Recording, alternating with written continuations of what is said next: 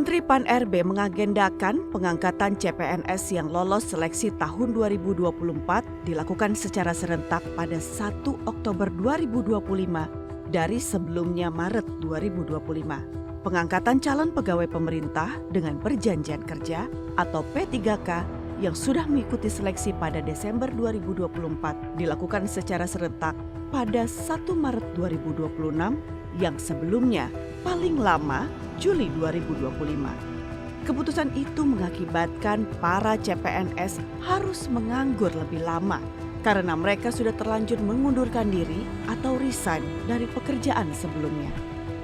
Publik sampai membuat dan menandatangani petisi secara online sebagai bentuk protes dan kekecewaan atas keputusan Menpan-RB yang menunda pengangkatan CPNS dan calon P3K seleksi 2024.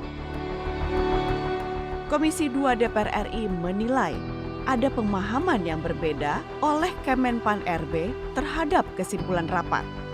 Anggota Komisi 2 DPR RI justru mendorong percepatan pengangkatan CPNS dan calon P3K yang sudah lolos seleksi 2024. Oktober 2025 dan Maret 2026 adalah tenggat waktu penyelesaian pengangkatan seluruh CPNS dan calon P3K, bukan baru memulai pengangkatan apalagi menyerentakkan calon P3K karena tahapan rekrutmennya berbeda-beda.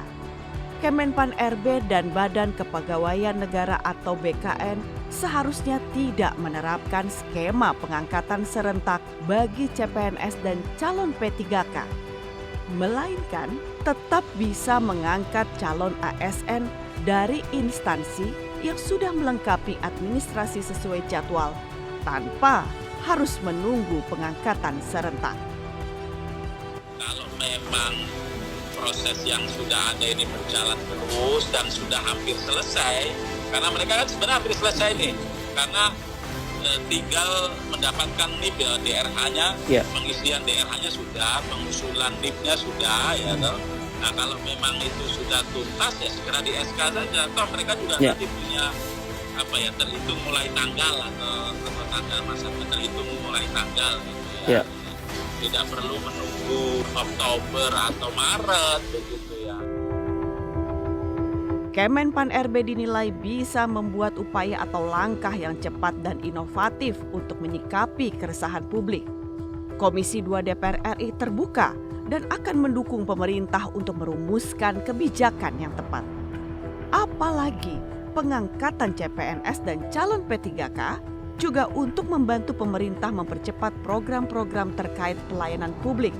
Meski tidak berharap ada penundaan pengangkatan calon ASN, Komisi 2 DPR RI meminta hak-hak calon ASN secara administratif harus dipastikan tetap berjalan sesuai prosedur. Saya kira nggak ada istilah bertahan dan tidak bertahan, lanjut atau tidak lanjut. Saya kira yakin betul pemerintah sedang memikirkan solusi yang paling baik supaya segera terserap hasil dari seleksi itu. Kesimpulan rapat itu kan umum, kebijakan umum.